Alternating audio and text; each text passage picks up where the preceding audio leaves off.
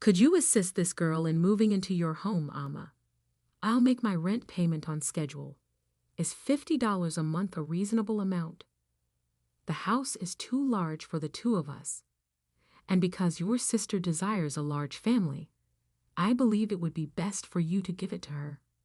She will benefit more from it. I'm Emma, and I'm 35. Nora is my 3-year-old daughter. I don't feel guilty about being the only member of my family. In the end, I believe it worked out nicely. I obtained a job taking care of people after high school. I had a deep affection for my hubby. I began dating Hank 3 years ago following a high school reunion. We were married almost a year later. I harbored sentiments for Hank in high school, but I kept them to myself. This embarrassed me so much when it was revealed at the reunion. All I wanted to do was hide. But when I got home, Hank called. He said, "Did you really like me?" "Yes," I replied, feeling embarrassed. "What about now?" he asked. "I still do." And that's how our relationship began. A year later, we were married. The next year, we had a beautiful daughter named Nora. She looked just like Hank and was too cute to handle. The way she slept made her look like an angel. I worked my job and helped my husband raise our child. After work, we take care of Nora together. Then suddenly, my husband left us just as Nora was about to turn 1. When I got home that day, the room was dark. In the back, I could hear Nora crying. There was a lawyer's business card on the table, and Hank's things were gone. I didn't see any signs he was planning to leave. If he had broken up with me, I could have understood. But the thought of him leaving our daughter alone scared me to death.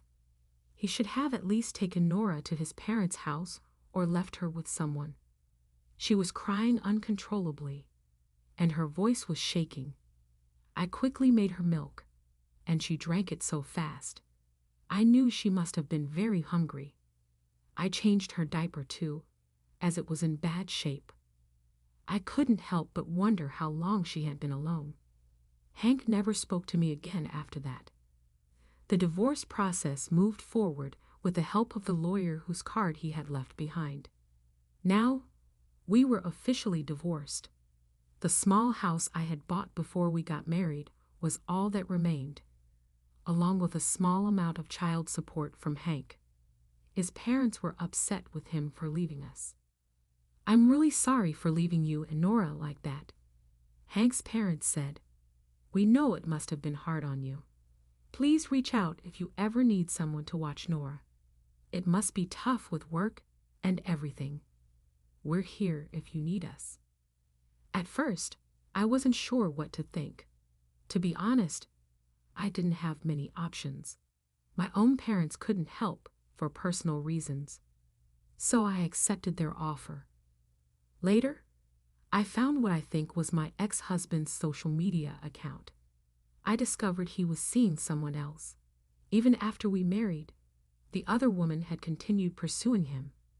It seemed like she was the one who ultimately drove me out of his life. He posted a lot of sad things online. Raising children is tough. Taking care of a baby makes me feel old. My daughter doesn't get attached to me. I want to escape this life. I can't take it anymore.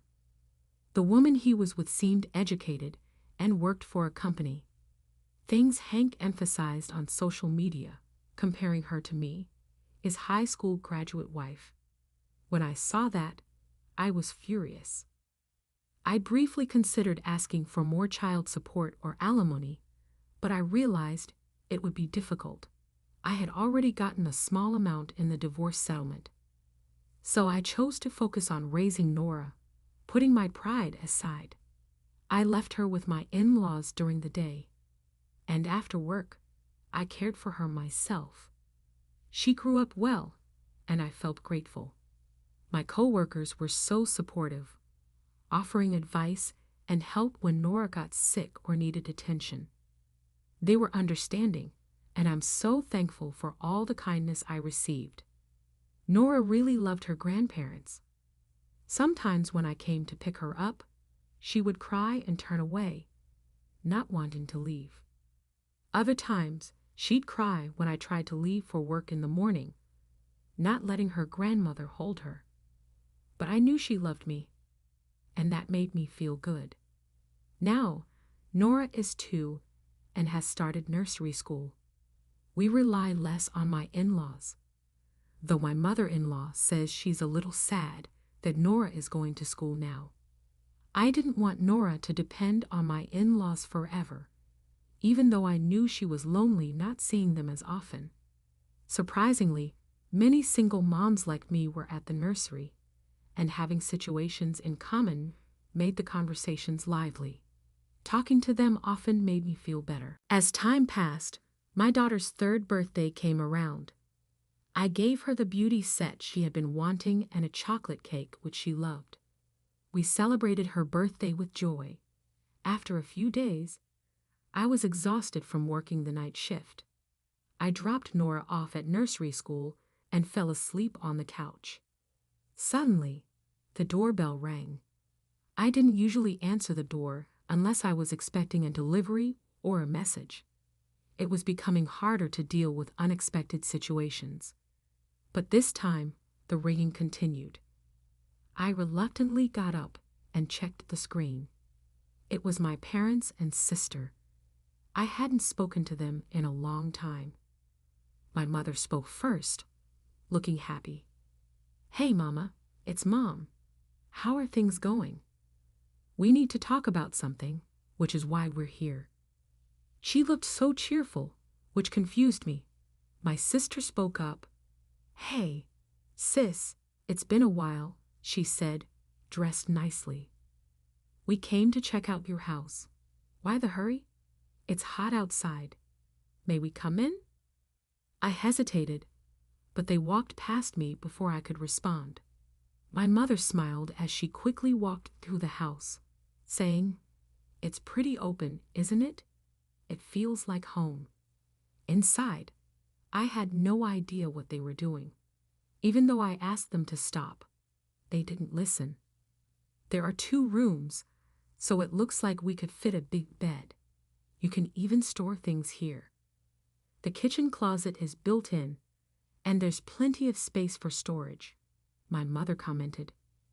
I was getting angrier by the second. "Wasn't this about inviting me to your wedding? What are you doing, looking around my house?" I demanded. "We're family. What's the fuss about?" They responded in a relaxed tone. The word family caught me off guard, leaving me temporarily speechless. I felt like I didn't belong with them. My mom asked, "What do you think now that we've seen inside?" "Yes, Amma, it's your house, but it's okay if it's this house. He'll definitely agree. Just make sure everything is clean before you move in," she said nonchalantly. I was shocked. "What are you asking? You want me to give you my house?" "Could you please give your house to your sister?" she asked when she saw my reaction. "I'll pay my rent on time. How about $50 a month as a sisterly discount?" I realized what was happening. My sister wanted to start a new life with someone, but she didn't have the money to buy a new house. My parents knew I had just bought the house, and they knew I was separated and raising Nora by myself. There's no way 2 people can live here. Giving the house to your sister, who wants to have a lot of kids, would be better, they said, trying to justify it. I felt my anger rise. "That has nothing to do with it," I snapped. "Isn't it hard for you to live in a house that reminds you of your ex-husband? I'll take over because I care about you. It's good because I'll pay rent, right?" I had stayed away from my family for a reason. After finishing high school and getting a job, I moved out on my own. They never saw me as part of the family. Growing up, my parents fought constantly. My dad kicked me and my mom out of the house one night. We went to live with my mother's parents for a couple of years. After my parents' divorce, my mom remarried. I didn't even go to her wedding. I was studying at home that day, and I didn't feel like part of the family anymore. When my sister was born, things only got worse. My parents put her ahead of everything else, and I was treated like I didn't exist. Over time, I realized why I didn't fit in with my family. My mother didn't like me because I reminded her of my father. It made sense now. I had been treated like I didn't matter all my life. My sister, while kind at first, began to show signs of looking down on me. She would brag about the things her parents bought her, comparing them to the things I had or didn't have. I got this, she would say. They only buy things for me, not for you. Want this? I already have one, so I'll give it to you. At first, I thought it was my jealousy, but over time, I realized it wasn't. It made her feel good to make fun of me. I understood then that my family was no longer a part of my life. I struggled through so many hardships, going without food at times, and dealing with neglect. When I joined school clubs, food would sometimes just sit there, cold on the table, while I was ignored. Despite all that, I found the strength to finish high school and move away from my family. I didn't have a lot of interest in caregiving at first, but I started to enjoy my work. It was hard, but it gave me the mental support I lacked from my family. And now, my family showed up at my house, demanding I give them the house for $50 a month, as if my hard work didn't matter. They thought they could walk all over me. I refused. "Are you really having that much trouble with money?" I asked. My sister laughed. "You act so important when you've just graduated from high school. Because I work for the government, I make more money than you. You should leave. This house is too nice for you." "Caregivers don't get paid much," she continued. "Wouldn't you like rental income as a single mom? You must need the money." "Don't talk to me about $50 a month," I replied. "That's not even close to enough to pay the mortgage." I looked at my sister, who raised her chin. "You bought it, so you should watch out for it until the end," she said. My mom, sensing my anger, said, "Enough. This house is not for sale. Leave now." I had no intention of going to her wedding. I was so upset. "You've always been an ugly child," my mom yelled as I stood my ground. "I don't even think of you as my mother," I shouted back. My mom yelled even louder, and eventually, I managed to get them all to leave. My dad and sister quickly followed her. I slammed the door shut after seeing them leave. "Please stop coming here. Do not bother me." I wasn't able to leave until I saw them go away. The mean things my family said to me, whom I hadn't seen in years, reminded me of terrible things I had almost forgotten. It caused trouble in my chest and made me feel sick. But I couldn't afford to miss work, so I went to work even though I wasn't tired. Finally, when my day off came, the stress in my heart hadn't gone away. Leaving my daughter with my in-laws, I took the train by myself to get somewhere. I went to a church that is known for keeping bad things away. It was famous all over the country. Even though I was far from home, I begged for a gift to keep me safe at the church. Someone prayed for my safety. When I told my daughter later why I had gone, she seemed interested. "What is bad luck?" she asked. "Weird bad things happen out of the blue," I answered. "I asked for help to keep our home safe from these kinds of things."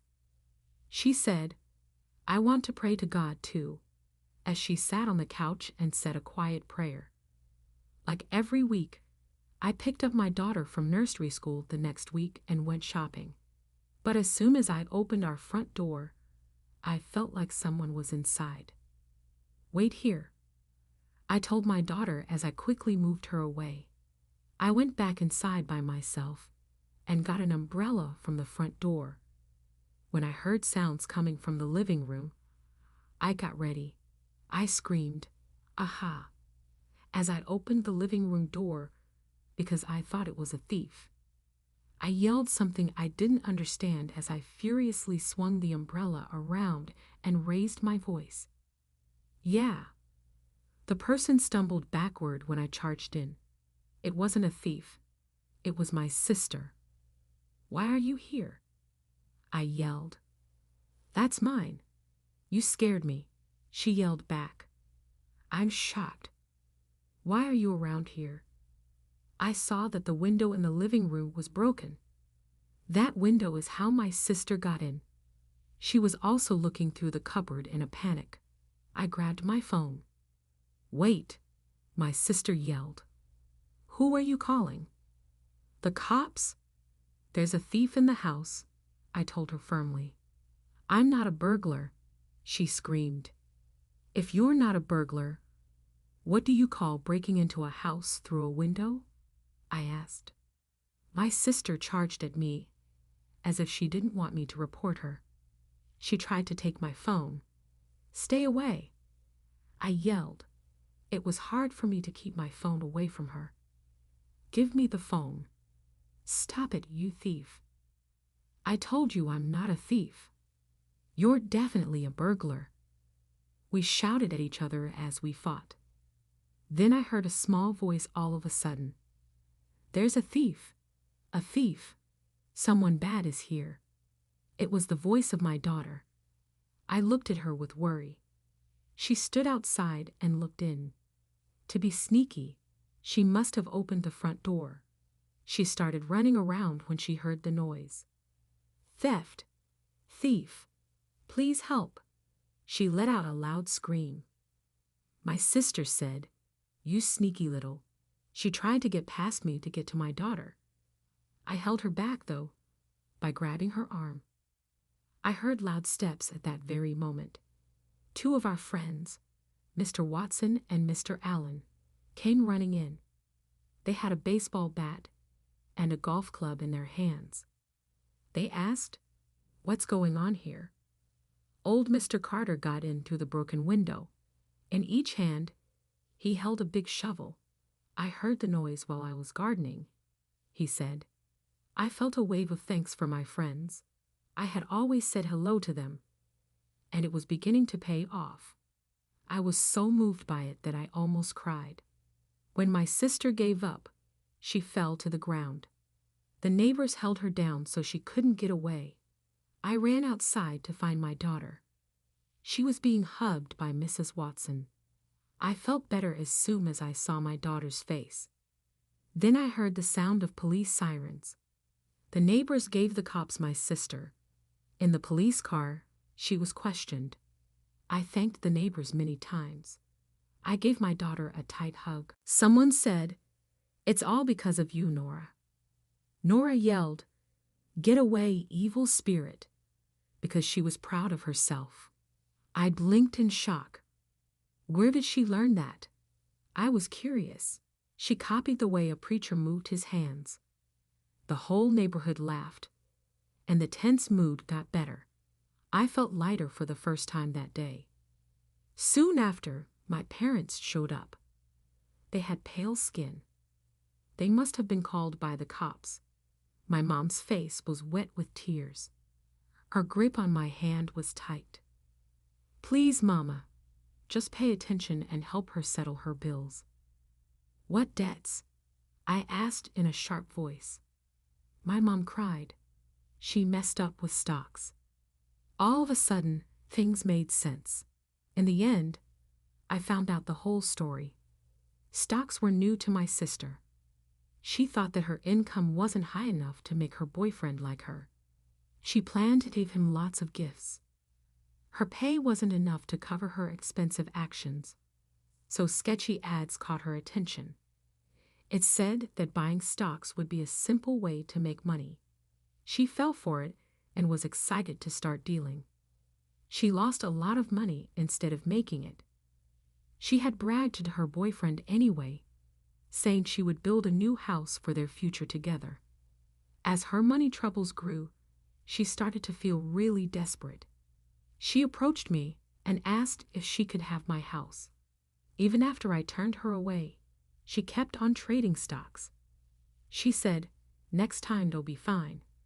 But then she ended up with a huge debt. Her parents ended up finding out, which made her think about stealing money from my house. Maybe it was because I was always an easy target. But my sister turned out to be pretty stubborn. "You don't care about me," she shouted. "Hey, just hand over the cash and let's skip the small talk. I've got to get my debt sorted out." Just because we're family doesn't mean breaking into someone's house and stealing money is okay. It's still a crime, I told her. "Look, no matter what's going on, I just can't give you any money." I got back to them. "What makes you say that?" "I really don't want to hear that from someone whose husband walked out on her. I'm going to be loved by my husband and have a happy family filled with kids. You really did something wrong and still talk like that, huh? Hey, you two, cut it out right now. Mom, please don't be so tough. She's your sister, you know. Why not lend her a hand?" "This person isn't my sister," I yelled. "I'm okay with you, Mom and Dad, helping her if you'd like, but less than that to me. She's just not important at all. She's not really part of the family." "Hey, back off, you thief. Get out of here, you pesky spirit." My daughter, right behind me, started doing that exorcism thing again. My parents, looking a bit embarrassed, walked over to my daughter, but the police stopped them. They all went to the police station together. I really didn't think much about what happened to my sister after that. Then my mom showed up at my place a little while later.